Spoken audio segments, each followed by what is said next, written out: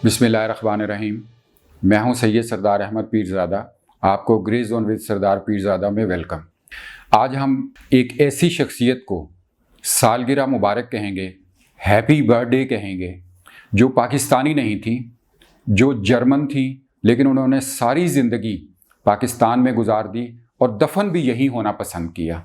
लेकिन हम ऐसे एहसान फरामोश हैं कि उनको हमने शायद याद तक नहीं किया और भूल चुके हैं। जी हाँ, मैं आज बात कर रहा हूँ डॉक्टर रुतफ़ा की। डॉक्टर रुतफ़ा कौन हैं और कहाँ से आई और क्यों आई? शायद बहुत कम लोग इसको याद रख पाए होंगे या बहुत कम लोग इसे जानना चाहते होंगे। लेकिन ऐसी अजीम शख्सियत के बारे में अगर आप दर्ज झैल चंद लाइनें सुन लें तो आप ख़ुद सोचिएगा कि हम लोग इखलाकी एतबार से कहाँ खड़े हैं। डॉक्टर रुतफ़ा एक डॉक्टर थी, एक फिजिशियन थी, और वो 1961 में, यानी जब इंतहाई उनकी जवानी की उम्र थी, वो पाकिस्तान किसी विज़िट पर आए, लेकिन यहीं की होकर रह गई। जी हाँ, बिल्कुल अपनी उन्होंने सारी उम्र, सारी ज़िंदगी पाकिस्तानियों के लिए वक्फ कर दी। लेकिन ये याद रखिए कि यहाँ उन्होंने आकर कोई कारोबारी अंपायर खड़ी नहीं की। उन्होंने कोई बहुत बड़ा शोहरत हासिल करने के लिए इक़दामात नहीं किए। उन्होंने कोई बहुत बड़ी सियासी पोजीशनें हासिल नहीं की, बल्कि गुमनामी में रहते हुए उन्होंने वो इक़दामात किए जो हम शायद आज तक भी नहीं कर पा रहे। डॉक्टर रुतफ़ा जब पाकिस्तान आई तो उन्होंने देखा कि यहाँ पे लेप्रोसी यानी कोढ़ का मरज़ बहुत शदीद है। आज हम कोरोना को जैसे याद करते हैं, उससे खौफज़दा हैं और उसके बारे में इंतहाई एहतियाती तदाबीर बता रहे हैं। कोढ़ का मर्ज शायद इससे ज़्यादा ख़तरनाक था। वो इस तरह कि आप कभी भी गूगल पे जाइए और कोढ़ के मर्ज के हवाले से रिसर्च करिए तो शायद अभी भी आप गूगल देखकर कांप जाएंगे और एकदम शायद बंद कर जाएंगे, क्योंकि जिस फ़र्द को कोढ़ का मर्ज हो जाता था उसके एक तो इलाज नहीं था और दूसरे उसके हाथ, पाँव और दीगर जिस्म के आज़ा ऐसे बदशक्ल होते चले जाते थे, मैं बयान नहीं कर पाता। और यहाँ तक कि उसको जो उसकी बस्ती के लोग होते थे, पहले दूर उफ्तादा जगहों पे, पहाड़ों में, जंगलों में छोड़ आते थे लावारस, ताकि उसको वो वहीं मर जाए या उसको जंगली जानवर या दूसरी जो मखलूक़ात हैं वो खा जाएं। कोढ़ का मर्ज़ हिस्ट्री में बहुत शदीद रहा है और इसका इलाज 1961 तक पाकिस्तान में नहीं था।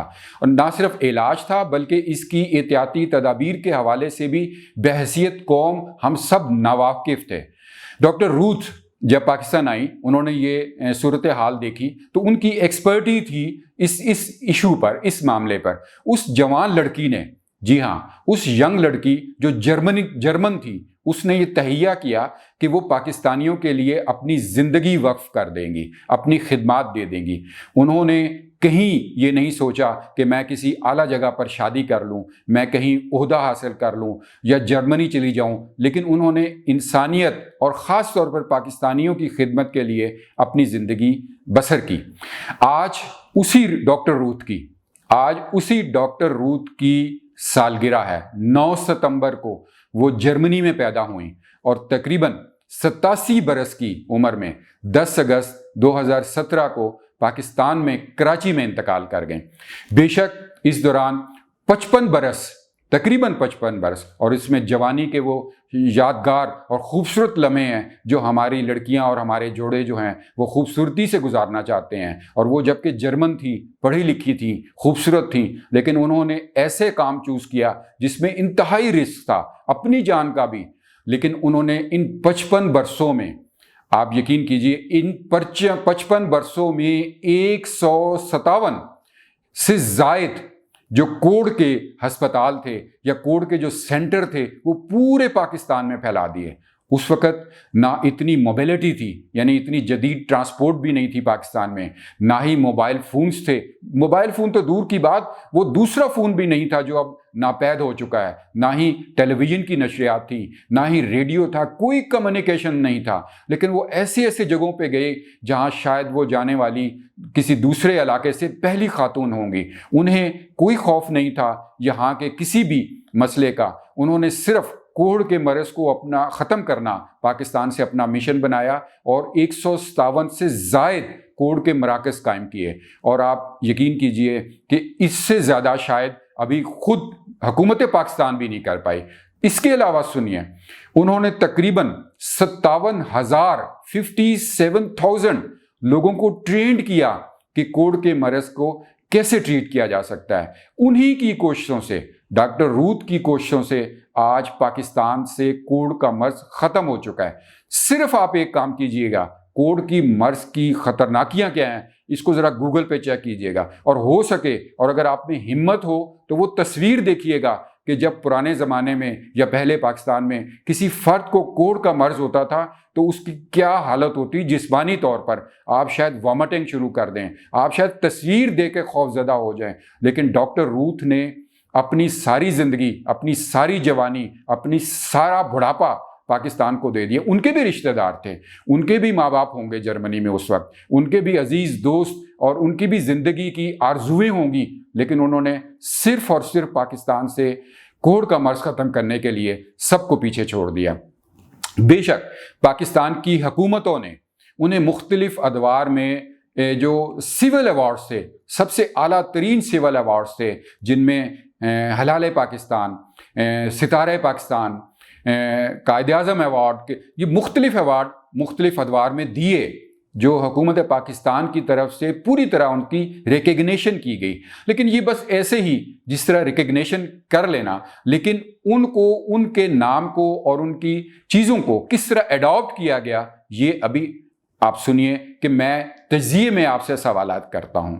پہلا تجزیہ کہ ہم سیاسی طور پر آئیڈیلائز کرتے ہیں، ہم کہتے ہیں کہ جو سیاسی خواتین ہیں وہ بڑی بہادر اور بڑی آئیڈیلائز کی جاتی ہے، مثلا بے نظیر بھٹو صاحبہ، مثلا مریم نواز صاحبہ۔ مجھے یہ بتائیے کہ سیاسی خواتین کو تو ہم آئیڈیلائز کرتے ہیں، کسی ایسی خاتون کو کیوں نہیں آئیڈیلائز کرتے جس نے ساری زندگی اپنی انسانیت کی خدمت کے لیے اور پاکستانیوں کی خدمت کے لیے دے دی اور یہاں سے وہ مرض دفع دور کر دیا جو کہ انتہائی خطرناک تھا۔ آگے چلیے، یہ حکومت اور سیاسی حوالوں سے میں بات کر رہا ہوں۔ آگے آئیے، ہم دیکھتے ہیں کہ ہمارے اشتہارات میں، ہمارے جو آج کل چینلز پہ کمرشل چل رہے ہیں، اس پہ نوجوان لڑکیوں کو اپنی پروڈکٹ بیچنے کے لیے اس پروڈکٹ میں، اس کے اشتہار میں اتنی خوبصورت لڑکیاں دکھائی جاتی ہیں جو کہ دنیا میں شاید مافوق الفطرت جو مخلوقات ہیں ان میں بھی نہ ہوں، یعنی اتنی خوبصورتی ریئلٹی میں ممکن ہی نہیں، پریوں میں بھی شاید ممکن نہیں، لیکن ہمارے اشتہارات میں دکھائی جاتی ہیں صرف اور صرف اپنی پروڈکٹ بیچنے کے لیے۔ یہاں یہ سوال ہے کہ کیا ہمارے کمرشل اشتہارات میں ڈاکٹر روت جیسی ایک کسی بھی خاتون کو آگے کیوں نہیں لایا جاتا کہ لڑکیاں انہیں بھی آئیڈیلائز کریں؟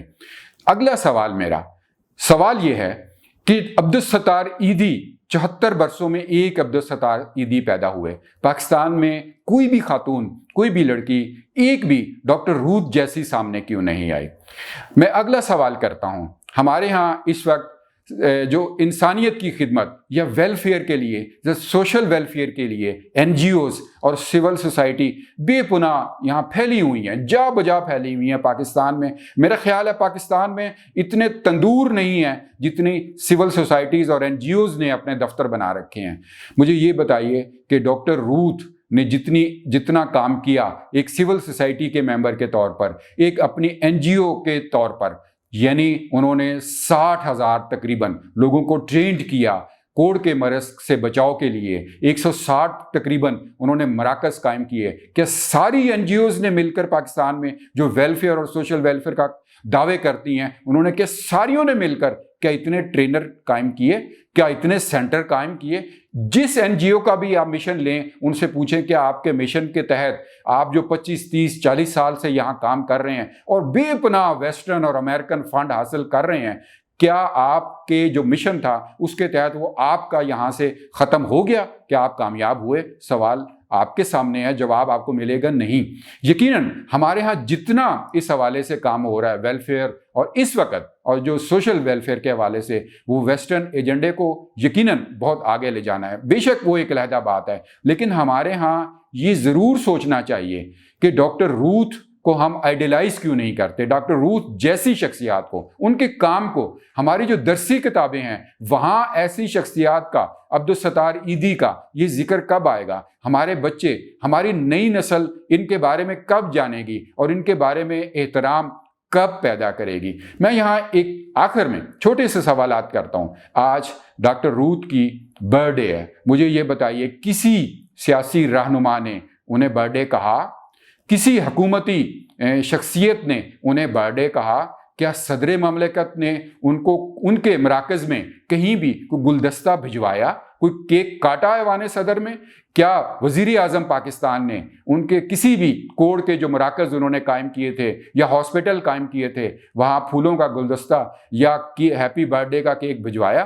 کسی سینٹ کے چیئرمین نے، کسی نیشنل اسمبلی کے سپیکر نے، اپوزیشن لیڈر نے، دیگر جتنے جو روز ٹی وی پر آ کر بے پناہ شور مچاتے ہیں کہ ہم پاکستانیوں کی فلاح و بہبود کے لیے نکل آئے ہیں، اپنی جانیں قربان کر رہے ہیں، حالانکہ جانیں قربان کرنے سے زیادہ ان کا مشن اقتدار حاصل کرنا ہوتا ہے۔ جانیں تو ہمارے جو سولجر سرحدوں پہ کھڑے ہیں وہ جتنی جانیں قربان کرتے ہیں انہوں نے کبھی شور نہیں مچایا، لیکن ہماری جو سیاسی جماعتیں ہیں وہ حادثاتی طور پر یا اپنے اقدامات کے طور پر کہیں ہلاک ہوں تو لیکن وہ شور اس کا احسان پاکستانی قوم پر ڈالتی ہیں۔ میرا سوال یہی ہے کہ آپ سوچئے گا کہ ہمارے ہاں ڈاکٹر روتھ جیسی شخصیات کیوں نہیں آ رہی، عبدالستار ایدھی جیسی شخصیات کیوں نہیں آ رہی؟